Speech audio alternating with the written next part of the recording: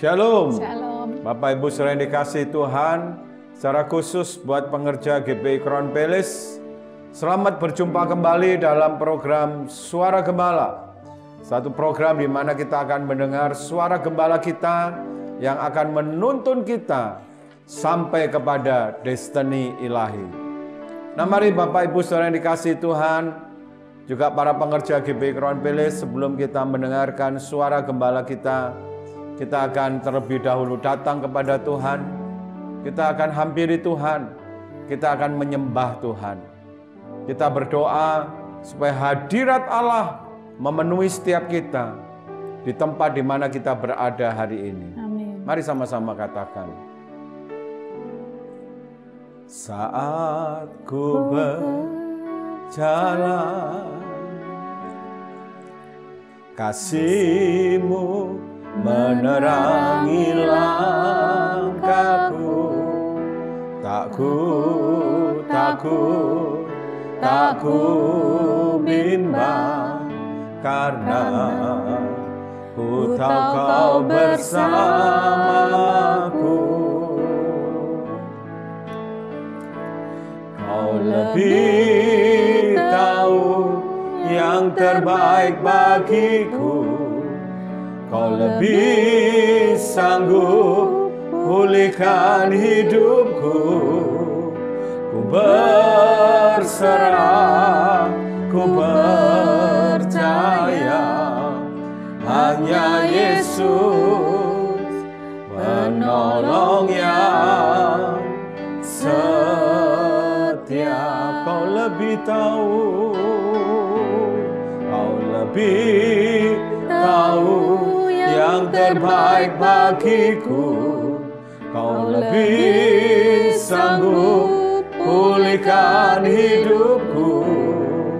Ku berserah, ku percaya,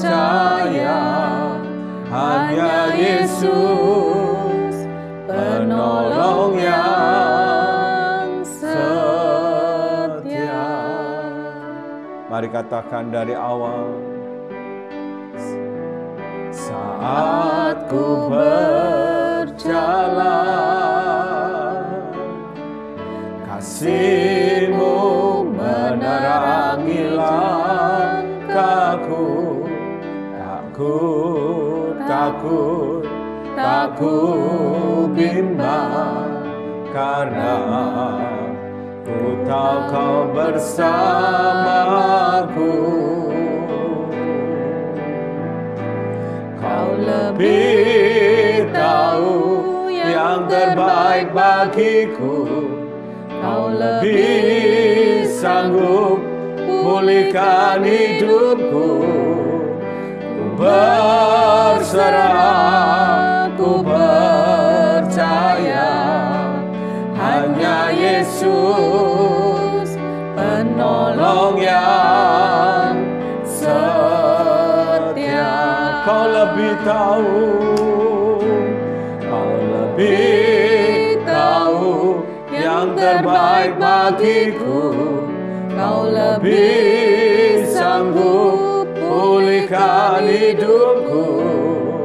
Ku berserah, ku percaya, hanya Yesus penolong yang setia.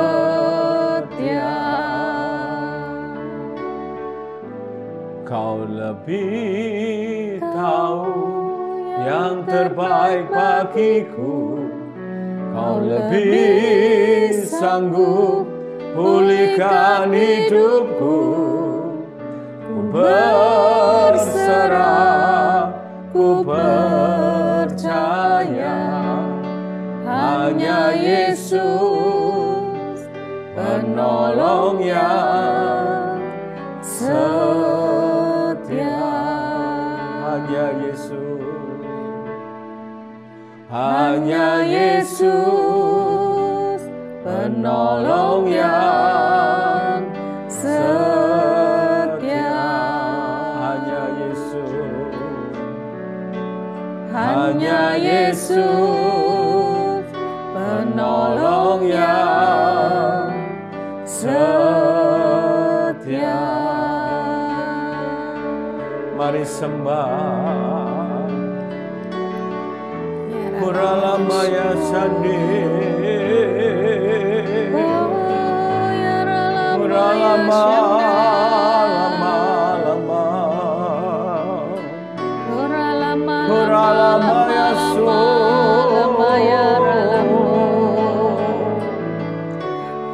Muralama Yasikirala, Muralama Yasanda, Muralama lama lama lama, Shamaralama Yasu, Muralama lama lama, Muralama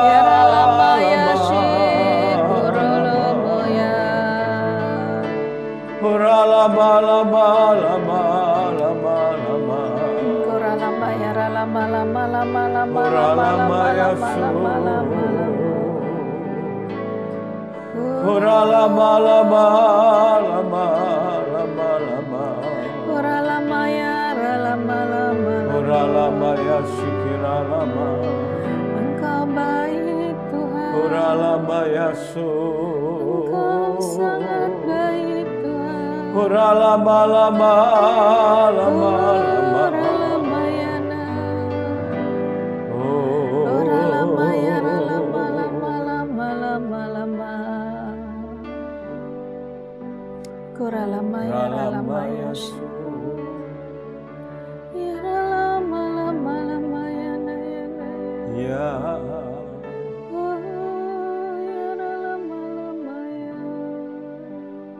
Ku kan berdiri di tengah badai dengan kekuatan yang Kau berikan. Sampai kapanpun ku kan bertahan, karena Yesus selalu menopang. Ku kan bertahan dalam tekanan dengan kekuatan yang Kau berikan. Sampai kapanpun tak tergoyahkan, karena Yesus selalu menopang hidupku. Karena Yesus selalu menopang, karena Yesus selalu menopang, karena Yesus selalu menopang hidupku. Terima kasih untuk hadirat-Mu, terima kasih untuk anugerah-Mu, terima kasih untuk kebaikan-kebaikan-Mu. Malam ini kami mau duduk diam, kami mendengar, kami rindu mendengar suara gembala kami. Suara yang menuntun kami ke air yang tenang, ke padang rumput yang hijau, yang membawa kami kepada destininya Tuhan. Kami rindu untuk mendengarnya. Roh Kudus urapi setiap anak-anak-Mu, hamba-hamba-Mu yang boleh mengikuti program ini. Urapi untuk mengerti isi hati-Mu. Urapi akan kami hamba-Mu Tuhan, hamba dan istri, untuk boleh Kau pakai menyuarakan suara-Mu Tuhan. Terima kasih. Kami siap diberkati dengan firman-Mu dalam nama Yesus. Mari yang siap sama-sama katakan amin. Nah, shalom Bapak Ibu yang dikasihi Tuhan, selamat malam. Malam ini kita akan mendengar suara gembala kita. Nah, secara khusus buat pengerja GBI Crown Palace, shalom. Kita bersyukur kita boleh memasuki usia gereja yang ke-18 tahun. Saya percaya semakin bertambah usia gereja kita, akan semakin bertambah kebaikan Tuhan, kemurahan Tuhan, dan kasih karunia Tuhan buat hidup kita. Amin. Nah, puji Tuhan, hari ini saya akan membagikan tema daripada Suara Gembala, yaitu hidup dalam kemurahan Tuhan.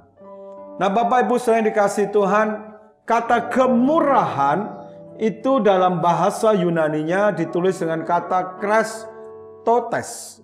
Christotes itu artinya kebaikan. Jadi kalau kita bicara soal kemurahan Tuhan, itu artinya Tuhan menyatakan kebaikan-kebaikannya kepada makhluk ciptaannya. Jadi kalau kita ini sedang mengalami kebaikan-kebaikan Tuhan, itu artinya kita sedang hidup dalam kemurahan Tuhan. Sambil contoh ciptaan Tuhan, ya saudara, di mana saya waktu saya masih kecil, masih remaja, saya tinggal di satu kota kecil di Jawa Timur. Saya di rumah memelihara burung yang namanya burung merpati atau burung dara. Jumlahnya cukup banyak yang saya pelihara di rumah waktu itu, ada kurang lebih 100-an. Jadi kurang lebih 50 pasang begitu ya, karena burung dara ini hidupnya berpasang-pasangan. Ya, laki-laki, wanita, ya sepasang-sepasang. Ada 50 pasang. Nah, saya melihat ya, saya ambil contoh burung dara atau burung merpati ciptaan Tuhan ini. Ya, bicara burung, saya melihat kebaikan-kebaikan Tuhan itu sungguh luar biasa. Saya memperhatikan apa yang dialami oleh burung dara ini. Yang pertama saya perhatikan, saya pernah ya bukan lupa bosen kasih makan. Ada berminggu-minggu gak kasih makan. Biasanya saya kasih beras, saya beli jagung, ya berapa hari sekali saya kasih makan. Ini berminggu-minggu gak saya kasih makan karena bosen kasih makan. Dan gak ada lagi yang ngasih makan. Nah, saya memperhatikan yang pertama, kebaikan Tuhan atas ciptaannya. Burung dara ini, burung merpati yang saya pelihara ini, yang jumlahnya kurang lebih 100, berminggu-minggu gak dikasih makan, tapi gak ada satupun yang mati. Mereka bisa pergi ke ladang, ke sawah, ke kebun, kemana, dan yang heran, di sana Tuhan menyediakan makanan. Apakah biji-bijian, apakah pasir, apapun juga. Yang pasti, yang jelas, berminggu-minggu saya nggak kasih makan, ternyata nggak ada satupun yang mati. Mereka mengalami penyediaan Tuhan, kebaikan Tuhan. Yang kedua, saya memperhatikan burung dara ini hidup sepasang-sepasang. Kalau bertelur, memiliki keturunan, telurnya itu selalu kebanyakan cuma 2. Selalu 2, nggak pernah lebih dari 2. Nah, ini kebaikan Tuhan. Saya membayangkan kalau dikasih telur itu 6 atau 10, saya yakin anak-anaknya pada mati semua. Nah, mereka hidup sepasang, bertelurnya juga sepasang. Ya, luar biasa. Bisa kayak otomatis begitu ya. Itu yang mengerami bergantian gitu. Saya memperhatikan kalau pagi sampai menjelang sore itu yang pria, yang laki yang mengerami. Nanti kalau sore sampai menjelang pagi, yang wanita yang mengerami. Itu bisa bergantian. Nah, begitu juga kalau sudah menetas, maka yang kasih makan juga bergantian. Ya, nanti sekali waktu yang wanita, ya, yang perempuan yang cari makan lalu memberi makan lewat mulutnya, gantian. Jadi hidup daripada anak-anaknya itu bertumbuh dan gak ada yang kelaparan, gak ada yang mati. Nah, saudara lihat dari contoh yang sederhana ini saja, binatang ciptaannya dari burung merpati ini, kita bisa melihat kebaikan Tuhan. Apalagi dengan saudara yang disebut dengan anak-anaknya, calon mempelai-mempelainya. Alkitab berkata, burung di udara Tuhan pelihara, bunga pakung di padang Tuhan pelihara. Apalagi dengan saudara. Saya percaya, setiap saudara ada dalam pemeliharaan Tuhan, ada dalam kebaikan Tuhan, Amin. Ada dalam kemurahan Tuhan. Saya berdoa di masa-masa yang sulit ini, masa-masa yang penuh dengan resesi, masa-masa yang pandemi ini, saya berdoa buat saudara, kebaikan Tuhan tidak akan pernah habis dalam hidup saudara. Kemurahan Tuhan tidak akan pernah habis dalam hidup saudara. Kasih karunia Tuhan semakin hari semakin bertambah-tambah dalam hidup saudara. Yang percaya sama-sama katakan amin. Amin. Katakan sama-sama. Oleh karena kemurahan Tuhan ku ada sampai hari ini. Oleh karena kebaikan Tuhan, janji-Mu terjadi bagiku. Mari katakan yang percaya, oleh karena kemurahan Tuhan ku ada sampai hari ini. Oleh karena kebaikan Tuhan, janji-Mu terjadi bagiku. Yang percaya kemurahan Tuhan katakan, aku percaya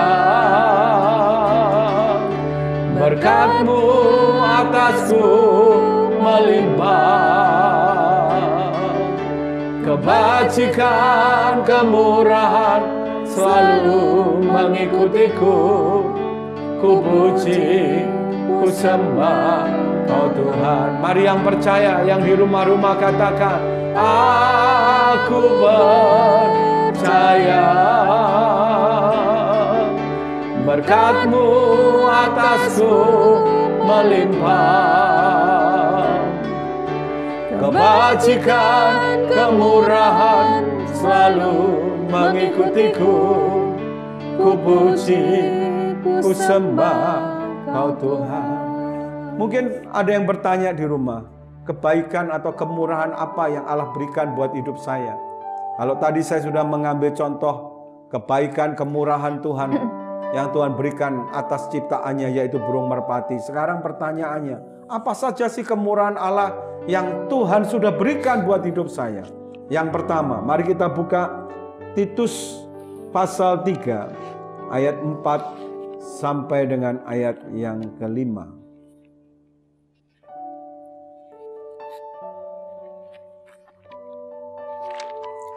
Titus 3 ayat 4. Tetapi ketika nyata kemurahan Allah, juru selamat kita dan kasih-Nya kepada manusia, pada waktu itu Dia telah menyelamatkan kita, bukan karena perbuatan baik yang telah kita lakukan, tetapi karena rahmat-Nya oleh pemandian kelahiran kembali dan oleh pembaharuan yang dikerjakan oleh Roh Kudus. Nah, coba lihat ayat 4.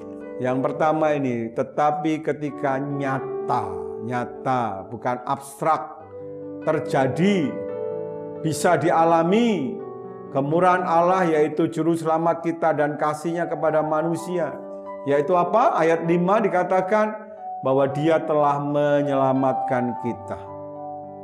Jadi kemurahan Allah yang pertama adalah yang sudah diberikan kepada kehidupan kita adalah menyelamatkan hidup kita oleh pengorbanan, yaitu pengorbanan juru selamat Tuhan Yesus Kristus atas hidup kita. Dan itu kita terima dengan gratis, dengan cuma-cuma, bukan karena perbuatan baik, tapi karena kasih-Nya yang begitu besar. Nah, persoalannya begini, apakah saudara sudah menerima kemurahan Allah ini? Apakah saudara sudah yakin? Ya, apakah saudara sudah yakin bahwa hidup saudara diselamatkan? Apakah saudara sudah punya keyakinan bahwa kalau saudara mati, saudara punya kepastian untuk masuk surga? Mari hari ini saudara periksa hidup saudara, periksa hati saudara. Ya, ini adalah kemurahan Tuhan yang pertama yang Dia berikan kepada kita, nyata, terjadi, bisa kita alami, yaitu keselamatan itu. Nah saudara, kenapa banyak orang tidak merasa perlu diselamatkan? Mengapa banyak orang merasa tidak perlu dia mengalami keselamatan? Ini pertanyaannya. Karena manusia tidak menganggap keselamatan itu sebagai sesuatu yang penting dalam hidupnya. Nah, pertanyaan saya sekarang adalah, apa sih yang paling penting dalam hidup saudara? Sampai manusia itu merasa nggak perlu bahwa dia diselamatkan. Dia merasa sudah baik, hidupnya baik, nggak menyakiti orang, nggak merugikan orang lain. Untuk apa dia perlu diselamatkan? Nah, apa sih yang jadi prioritas dalam hidup saudara? Apa sih yang menjadi yang paling penting dalam hidup saudara? Ini menentukan apakah saudara merasa perlu untuk melakukan keselamatan itu. Apakah saudara merasa perlu untuk menerima keselamatan itu? Apa sih yang paling penting dalam hidup saudara? Nah, saudara, saya mengamati sepanjang hidup saya sampai umur 55 tahun ini. Saya mengamati betul. Manusia itu merasa perlu, merasa yang paling penting dalam hidupnya adalah apa? Uang, kekayaan. Sehingga nggak banyak manusia merasa perlu untuk diselamatkan. Nah, hari-hari ini apalagi sekarang ini, saudara. Orang tidak terlalu penting, merasa tidak terlalu penting soal keselamatan. Orang merasa tidak terlalu penting soal ibadah. Orang merasa tidak terlalu penting soal Tuhan, hubungan dengan Tuhan. Buat mereka sekarang yang penting gimana saya bisa kaya, saya bisa survive. Yang penting buat saya sekarang ini saya bisa dapat duit banyak untuk menanggulangi keadaan sekarang ini. Saudara mesti ingat bahwa apa yang kita kejar dalam dunia ini, baik itu kekayaan, status sosial, baik itu juga jabatan, semua itu sementara. Begitu kita meninggal, selesai semua.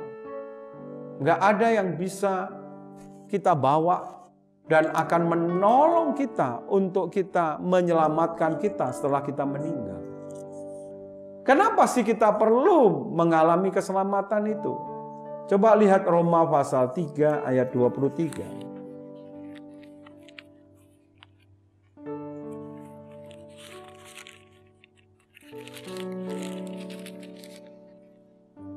Roma 3 ayat 23. Karena semua orang telah berbuat dosa dan telah kehilangan kemuliaan Allah. Karena semua orang telah berbuat dosa, siapapun dia. Perbuatan baik kita tidak akan pernah bisa menyelamatkan kita. Karena perbuatan baik kita, ya saudara, tidak akan pernah bisa menutupi, tidak akan pernah bisa menebus dosa kita. Sekalipun kita baik, nggak pernah nipu orang mungkin, nggak pernah saudara mencurangi orang, nggak pernah membunuh, nggak pernah merugikan orang, tapi tetap saja Alkitab berkata, kita semua orang telah berbuat dosa dan telah kehilangan kemuliaan Allah. Semua kita telah berbuat dosa. Coba saudara perhatikan, anak-anak nggak pernah diajari berbohong, tapi coba lihat, anak-anak sekarang pintar sekali untuk berbohong. Itu bukti bahwa semua orang telah berbuat dosa. Oleh karena itu kita perlu kemurahan Tuhan ini. Kita perlu anugerah ini. Kita perlu untuk diselamatkan. Saudara lihat ya, dari sisi Tuhan, saking dia pengen manusia itu diselamatkan, sampai-sampai dia mengorbankan dirinya sendiri, memberikan nyawanya sendiri, dan rela darahnya ditumpahkan habis untuk supaya saudara dan saya diselamatkan. Bagaimana dengan saudara? Apa yang terpenting dalam hidup saudara? Apa yang menjadi prioritas dalam hidup saudara? Saya tahu kita perlu uang. Saya tahu kita perlu status. Tapi dengar baik-baik. Yang paling penting di atas semua itu, hari ini saudara harus mengerti apakah hidup saudara sudah diselamatkan. Kalau saudara merasa saya ini masih bimbang, saya ini masih ragu tentang keselamatan, saya nggak ngerti apakah saya akan masuk surga atau enggak. Saya mau kasih tahu, saudara perlu mengalami kemurahan Tuhan ini. Dan Allah menyediakan kemurahan itu lewat pengorbanan Yesus di atas kayu salib. Kalau saudara mau menerima kemurahan itu, gampang caranya. Alkitab berkata, dengan hati orang percaya dan dengan mulut orang mengaku, maka orang itu diselamatkan. Sekarang buka hati saudara, akui Yesus sebagai Tuhan dan Juru Selamat. Berkata kepada dia, Tuhan, aku mau menerima Engkau sebagai Tuhan dan Juru Selamat. Masuklah dalam hidupku, jadilah Tuhan dalam hidupku, ampuni dosa-dosaku. Dan saya percaya saudara akan menerima kemurahan Tuhan itu. Hidupmu akan diselamatkan. Yang percaya katakan amin. Oleh karena kemurahan Tuhan ku ada sampai hari ini,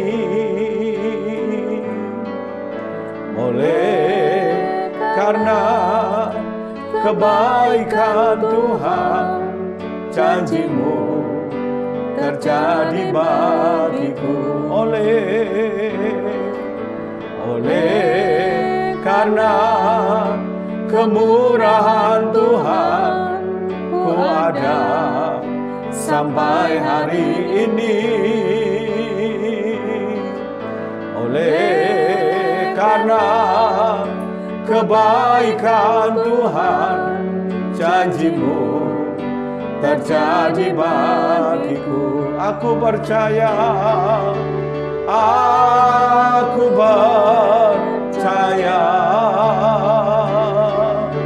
berkat-Mu atasku melimpah, kebajikan kemurahan selalu mengikutiku.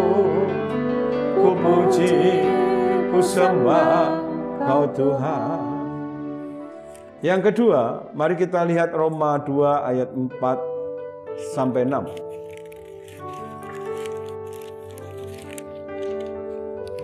Roma 2 ayat 4. Maukah engkau menganggap sepi kekayaan kemurahannya, kesabarannya, dan kelapangan hatinya? Tidakkah engkau tahu bahwa maksud kemurahan Allah ialah menuntun engkau kepada pertobatan? Tetapi oleh kekerasan hatimu yang tidak mau bertobat, engkau menimbun murka atas dirimu sendiri pada hari waktu mana murka dan hukuman Allah yang adil akan dinyatakan. Ia akan membalas setiap orang menurut perbuatannya. Nah, saudara lihat ayat yang keempat. Coba saudara, ini banyak orang mengalami seperti ini, termasuk orang Kristen. Menganggap sepi kekayaan kemurahannya, kesabarannya, kelapangan hatinya. Bahwa kemurahan yang diberikan itu sebetulnya maksudnya adalah menuntun kita kepada pertobatan. Jadi kemurahan Tuhan yang kedua adalah menuntun kita kepada pertobatan. Tapi banyak orang menganggap sepi, ya, menganggap nggak ada kemurahan itu. Nah, coba lihat ayat 5. Oleh karena itu, karena mereka menganggap sepi, mereka mengeraskan hatinya dan nggak mau bertobat. Dan akibatnya menimbun murka atas diri mereka sendiri. Dan pada waktu murka Tuhan dinyatakan, maka hukuman Allah akan adil juga akan dinyatakan. Dan ayat 6 dengan jelas berkata bahwa Tuhan akan membalas setiap orang menurut perbuatannya. Oleh karena itu Tuhan berikan kemurahan untuk menuntun kita kepada pertobatan. Tapi banyak orang selalu mengeraskan hati dan merasa nggak perlu bertobat. Bahkan banyak orang nggak sadar bahwa dia hidup dalam dosa, dia merasa bahwa dia nggak hidup dalam dosa. Nah, ini mengerikan sekali. Inilah yang dimaksud dengan orang-orang yang menganggap sepi kemurahan Tuhan. Mengeraskan hati selalu. Ya, sebenarnya dia sedang hidup dalam dosa, tapi dia nggak sadar. Dia merasa fine-fine aja. Merasa oke-oke aja, sepertinya dia nggak hidup dalam dosa. Mengerikan sekali, saudara. Karena akan tiba waktunya murka Tuhan itu akan turun dan hukuman Allah itu akan terjadi buat orang-orang seperti itu. Dan Alkitab berkata, mari lihat Roma 6 ayat 23. Upah dari setiap orang yang tidak mau bertobat adalah Roma 6 ayat 23. Roma 6 ayat 23. Sebab upah dosa ialah maut, tetapi kasih karunia Allah ialah hidup yang kekal dalam Kristus Yesus Tuhan kita. Nah, kalau orang nggak mau bertobat, upahnya maut. Maut itu artinya kematian selama-lamanya. Di mana itu? Di neraka. Nah, saudara yang dikasihi Tuhan, oleh karena itu Tuhan ngerti bahwa manusia itu perlu kemurahan Dia. yang menuntun pada pertobatan. Saya tahu banyak orang pengen bertobat tapi nggak bisa untuk bertobat. Oleh karena itu Tuhan memberi kemurahan. Apa kemurahan Tuhan? Yang membawa kita, yang menuntun kita pada pertobatan. Apa wujudnya? Yohanes 16 ayat 8. Yohanes 16 ayat 8. Inilah kemurahan Tuhan yang menuntun pada pertobatan. Yohanes 16 ayat 8. Dan kalau ia datang, ia akan menginsafkan dunia akan dosa, kebenaran, dan penghakiman. Ya, inilah Tuhan berikan rohnya kepada kita. Mungkin ada di antara saudara berkata, Pak, aku pengen bertobat. Asal kau sungguh-sungguh menyadari itu. Dan asalkan kau sungguh-sungguh benar ada kerinduan. Bukan sekedar mencobai Tuhan. Karena engkau takut atau kau sedang mengalami hukuman. Banyak orang pengen bertobat tapi sebenarnya nggak bertobat. Hanya karena takut dengan hukuman. Tapi kalau engkau menyadari dan kau benar-benar punya kerinduan untuk bertobat, maka Roh Kudus yang akan menolong saudara. Dia dikatakan dia akan menginsafkan kita akan dosa. Dan membawa kita kepada kebenaran. Kalau saudara hari ini, saudara rindu untuk bertobat, saudara sadar bahwa saudara sedang hidup dalam dosa. Dan saudara rindu berkata, Tuhan aku mau tinggalkan dosaku, aku mau bertobat sungguh-sungguh. Saya percaya kalau itu benar-benar ada tekad dari dirimu, ada kemauan untuk bertobat, maka Roh Kudus itulah kemurahan Tuhan, akan menuntun saudara kepada pertobatan yang sejati. Saudara berdoa, saudara minta Roh Kudus untuk menolong saudara, memimpin saudara, mengubah hidup saudara. Dia Roh Allah, dia sanggup untuk membawa saudara kepada pertobatan yang sejati. Yang percaya katakan, Amin. Amin. Oleh karena kemurahan Tuhan, ku ada sampai hari ini. Oleh karena kebaikan Tuhan, janji-Mu terjadi bagiku. Oleh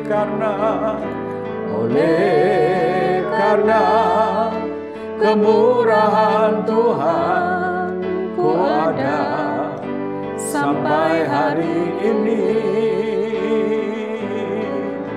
Oleh karena kebaikan Tuhan, janji-Mu terjadi bagiku. Aku percaya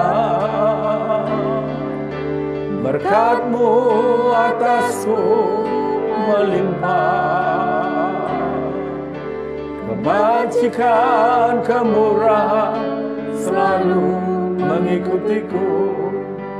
Ku puji, ku sembah Kau Tuhan. Yang ketiga, yang terakhir, mari lihat Roma 12 ayat 1.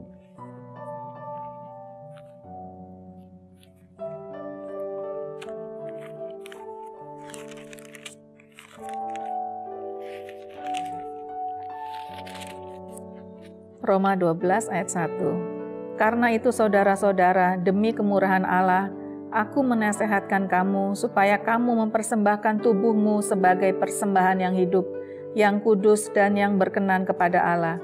Itu adalah ibadahmu yang sejati. Ya, perhatikan saudara, Paulus bilang kemurahan Allah di sini adalah membawa kita kepada ibadah yang sejati.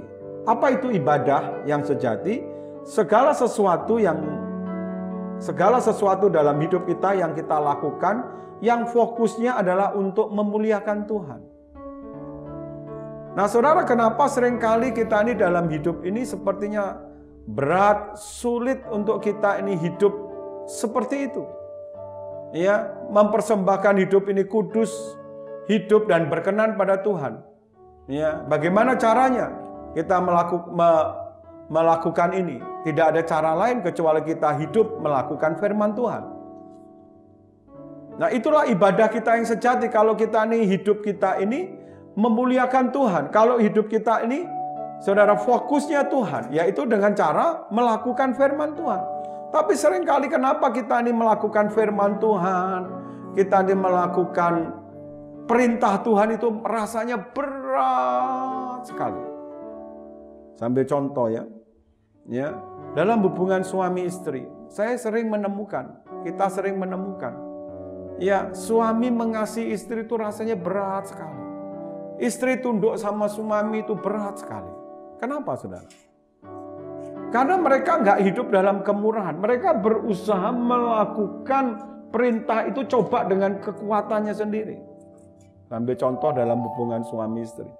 Kalau itu kita kerjakan dengan kekuatan kita sendiri tanpa adanya kemurahan Tuhan dalam hidup kita, nggak mungkin. Nah, mari kita lihat 1 Yohanes 5 ayat yang ketiga. Apa yang saya maksud dengan kemurahan Tuhan di sini?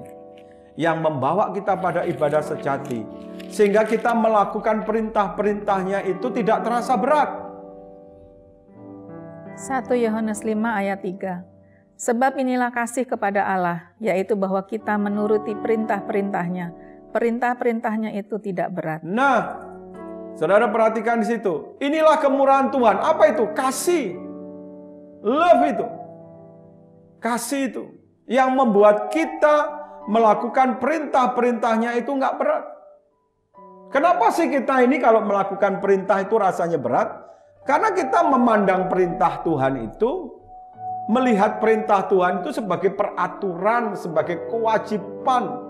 Kita merasa itu kewajiban, itu satu peraturan, sehingga kita merasa berat sekali. Seperti orang melihat itu, mengerjakan itu, memandang itu seperti Taurat.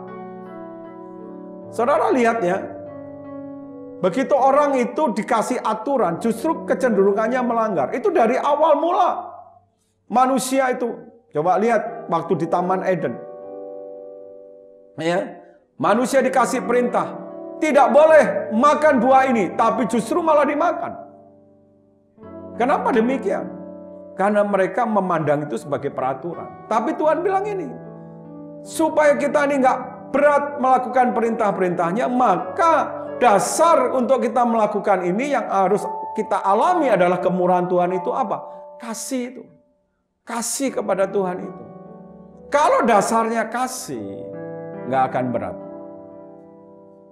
Makanya kalau saudara lihat Efesus pasal 5, maka dikatakan dasar hidup daripada pernikahan suami dan istri itu adalah kasih Allah.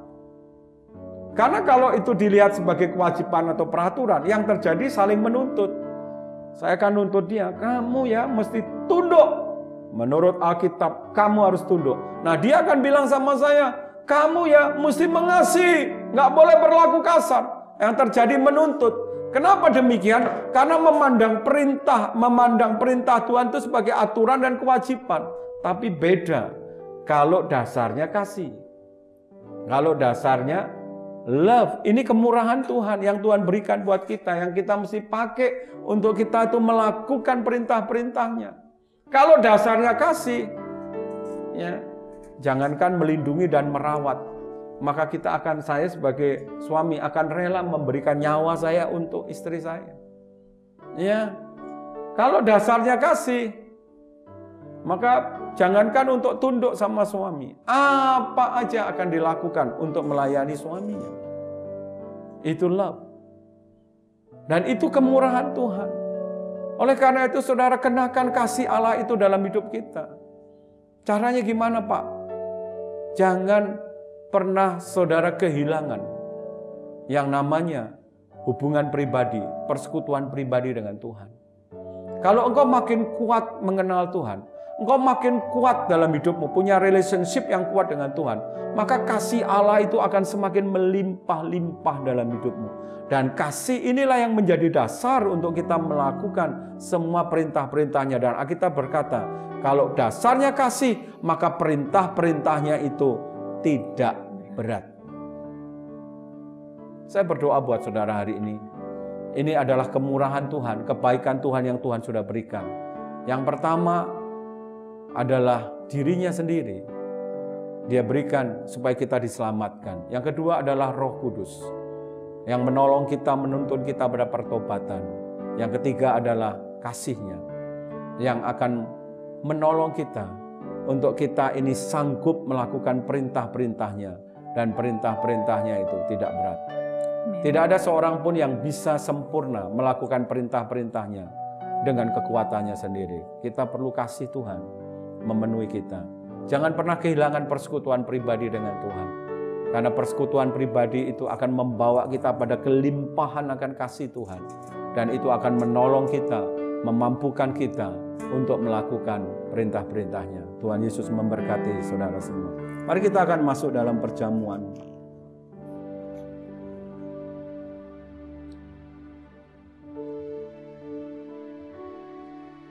Engkau ada bersamaku di setiap musim hidupku. Tak pernah kau biarkan ku sendiri.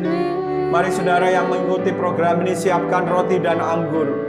Kekuatan, kita akan masuk dalam perjamuan. Di jiwaku adalah bersamamu.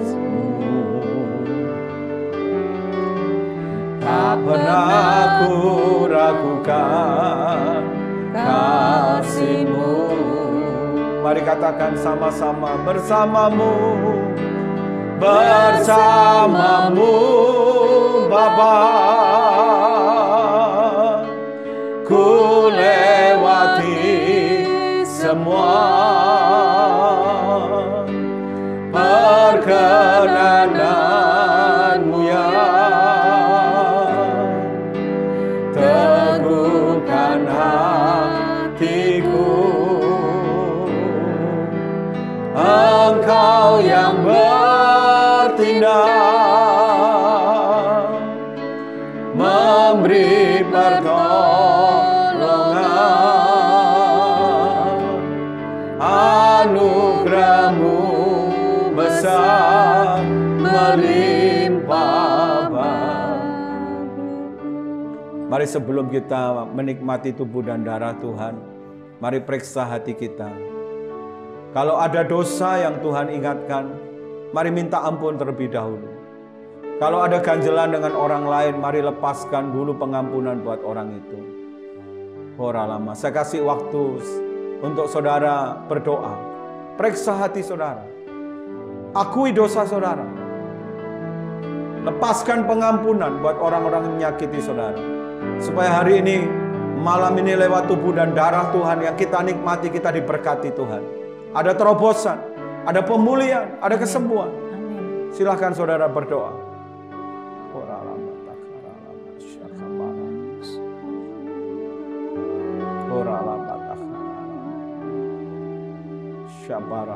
Ampuni dosa-dosa kami, ampuni pelanggaran kami. Layakkan kami untuk menerima tubuh dan darah-Mu. Kami rindu diberkati. Biar malam ini waktu kami nikmati tubuh darah-Mu, ada terobosan, ada pemulihan, ada kesembuhan, ada mujizat terjadi di rumah-rumah, dimanapun kami sedang mengikuti acara ini. Terima kasih Tuhan. Sekarang kami siap untuk menikmati tubuh dan darah-Mu. Mari ambil roti, angkati tangan kanan kita tinggi-tinggi. Sebab apa yang telah kuteruskan kepadamu telah aku terima dari Tuhan, yaitu bahwa Tuhan Yesus pada malam waktu Ia diserahkan mengambil roti, dan sesudah itu Ia mengucap syukur atasnya, Ia memecah-mecahkannya dan berkata, inilah tubuhku yang diserahkan bagi kamu. Perbuatlah ini menjadi peringatan akan aku.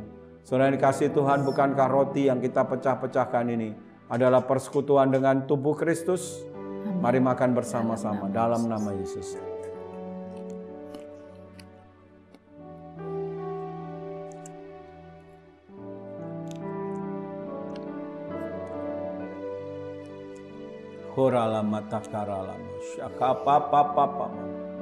Biar kuasa kesembuhan itu mengalir. Kuasa mujizat mengalir. Kuasa pemulihan mengalir.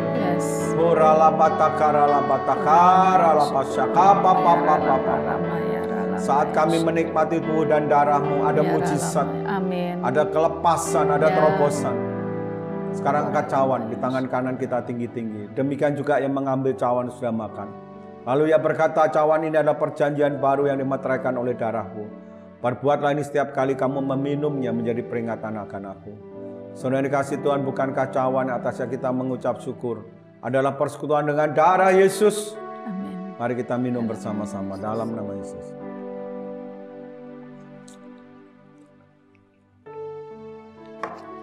Mari angkat kedua tanganmu, saudara. Ucapkan syukur. Ucapkan syukur. Ayo ucapkan syukur. Katakan terima kasih. Terima kasih. Terima kasih. Saat mengucap syukur, biar ada kelepasan, ada pemulihan, ada kesembuhan, ada mujizat, ada terobosan. Terima kasih. Terima kasih. Terima kasih. Oh, terima kasih. Terima kasih. Oh, terima kasih. Bagi Tuhan tak ada yang mustahil. Bagi Tuhan tak ada yang tak mungkin. Mujizatnya disediakan bagiku. Ku diangkat dan dipulihkannya. Bagi Tuhan tak ada yang mustahil. Bagi Tuhan tak ada yang tak mungkin. Mujizatnya disediakan bagiku. Ku diangkat dan dipulihkannya. Ku diangkat dan dipulihkannya.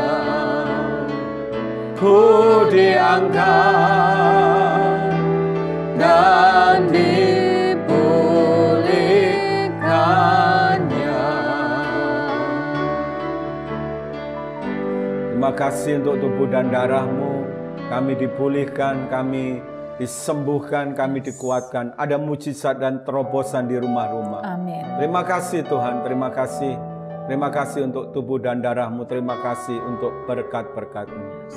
Mari saudara yang di rumah-rumah yang sedang mengikuti program ini, seluruh pengerja GBI Crown Palace, kalau ada di antara saudara yang berulang tahun di bulan Maret ini, angkat kedua tanganmu. Kami mau berdoa buat saudara. Angkat kedua tanganmu yang berulang tahun di bulan Maret ini. Tuhan, turunkan berkat-Mu untuk hamba-hambamu, anak-anakmu yang berulang tahun di bulan Maret ini. Turunkan berkat, anugerah, kasih karunia yang berlimpah-limpah di hari spesial mereka.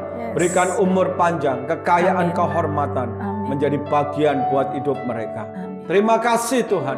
Terima kasih, terima kasih. Kami boleh mendengar suara gembala kami. Kami boleh menikmati kuasa tubuh dan darah-Mu hari ini. Terima kasih Tuhan, terima kasih. Kami serahkan semua ke dalam tangan-Mu.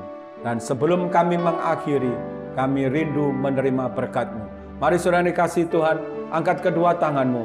Sekarang terimalah berkat, anugerah, kasih karunia yang berlimpah-limpah dari Allah Bapa di surga. Cinta kasih daripada Tuhan Yesus Kristus dan persekutuan yang manis dari Allah Roh Kudus menyertai saudara semua mulai hari ini sampai ke tangan Tuhan yang kedua kali, bahkan sampai selama-lamanya. Mari yang percaya sama-sama katakan amin. Selamat malam, Tuhan Yesus memberkati saudara.